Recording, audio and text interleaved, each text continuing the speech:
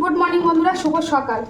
তো আজকে একটু উঠতে দেরি হয়ে গেছে, ওই 6টার মতন বেজে গেছে, তাতেই আমার অনেক দেরি হয়ে গেছে।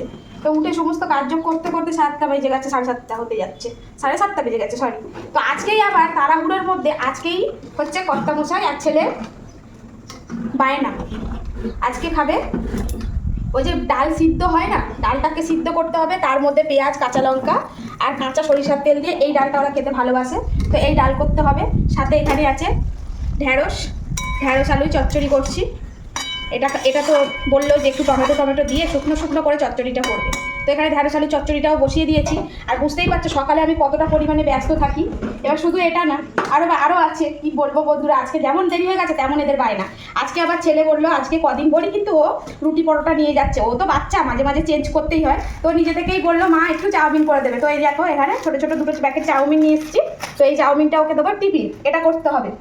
আর কর্তামশাইয়ের মেন আবদার, আগের দিনকে খেয়েছে, খুব ভালো হয়ে লেগেছে, তাই আজকেও বললো এই যে লঙ্কার বড়া, সাথে হবে কুমড়োর বড়া, কয়েকটা পাতলা করে এই যে বেগুন কেটে নিয়েছি, বুঝতেই পারছো বেগুনই হবে, এতগুলো বড়া হবে। সাথে আছে এখানে পুঁইশাক পাতা, পেঁয়াজ আর আলু কেটে নিয়েছি, এটাও হবে বড়া। মানে খুব ভালো লেগেছে।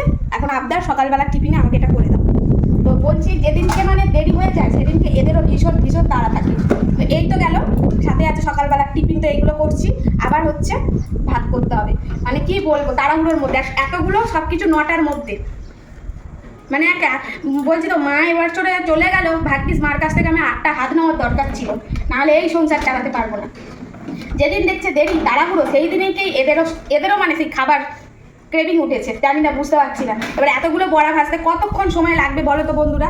এতগুলো কুমড়োর বড়া, এতগুলো বেগুনের বড়া, এই বড়া হ্যানা বড়া, যেন আর ভালো লাগছে না। ছেলেও আজকে আবার একটু চাউমিন। আবার বলি বাচ্চাদের সবসময় এক জিনিস দিলে ওদেরও তো একঘেয়ে হয়ে যায়, তাই না? তো তাই দেখো দুদিকে বসিয়ে দিয়েছি, যেন আর পারছি না বন্ধুরা। ডালটাও হয়ে এসছে। আজকে কিন্তু ডালটা কোনো রকম সাঁতাল দিতে হবে না, ওই যে পেঁয়াজ ভেজে।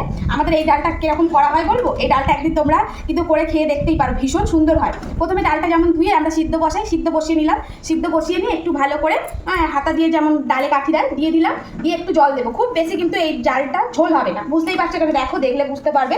তো এই দেখো, তো এর মধ্যে দিয়েছি কাঁচা পেঁয়াজ, একটু কাঁচা লঙ্কা আর হচ্ছে লবণ, সামান্য একটু চিমটিখানি হলুদ, মানে না দেওয়ার মতো। আর এতে আমি হলুদ অনেক সময় দিই না, তো আজকে একটু সামান্য দিয়েছি। লবণ দেবো আর কাঁচা সরিষার তেল দিয়ে একটু ফুটলেই এটা নামিয়ে নেবো। এটা হচ্ছে কাঁচা ডাল বলা হয় আমাদের। তো তোমরা কে কী বলো, আর তোমরা এইরকম ডাল খেয়েছো কিনা অবশ্যই কিন্তু কমেন্টে জানাবে। আর এই ডালটা কিন্তু স্বাদটা ভীষণ সুন্দর হয়। আর কাঁচা লঙ্কাটা বাদ দিয়ে যারা হচ্ছে এখন মানে সবে মা হয়েছে তাদের কিন্তু এই ডালটা ভীষণ উপকার। আর এই ডালটা আমাকেও আমার মানে বাচ্চা হওয়ার পরে ডাক্তার আমাকে বলেছিল, ঠিক আছে? তো আজকে একটা টিপস তোমাদের বলে দিচ্ছি। তো এটা হচ্ছে বাচ্চারা ব্রেস্ট ফিডিং করে না, তো অনেক সময় দুধ হয় না। তো এই যে সমস্ত মায়েরা নতুন মানে বাচ্চা হয়েছে, নতুন মা, তারা কিন্তু এই ডালটা করে খেতে পারো। ডালে সাঁতলাবে না। আর পারলে লঙ্কাটা আর একটু সরিষার তেলটা অ্যাভয়েডই করবে, একটু লবণ টবণ দিয়ে এরকম সিদ্ধ ডালটা খাবে, তাহলে কিন্তু খুব ভালো বাচ্চারা বুকের দুধটা পাবে। তো এই তো এটা আমিও তখন খেতাম, ভীষণ ভালো লাগতো। আর আমার সঙ্গে বাড়ির লোকেরাও তখন খেত। তো আর এই ডালটা ওই জন্য ওদেরও ভালো লেগেছে। তবে হ্যাঁ, এখন একটু কাঁচা লঙ্কার একটু সরিষার তেলও দিই, যার জন্য একটু ভালো লাগে। তো তোমরা যারা ভালো মানে সুস্থ সবল লোক, তারা কিন্তু একটু তেল দিয়ে আর এরকম কাঁচা ডাল করে খেয়ে দেখতে পারো, গরম ভাতে ভীষণ সুন্দর লাগবে। আর এই যে অনেক বক করে ফেললাম, আর এদিকে হচ্ছে আমার চচ্চড়িটাও হয়ে এসছে। তো একটু মানে জলটা একটু শুকিয়ে নেবো, নিলেই হয়ে যাবে। তো চলো বন্ধুরা, আর একদম বেশি এখন কথা বলার সময় নেই, আবার তোমাদের সঙ্গে পরে কথা বলবো। তো আজকে এখনকার মতন ভিডিওটা এখানেই সমাপ্ত, টাটা।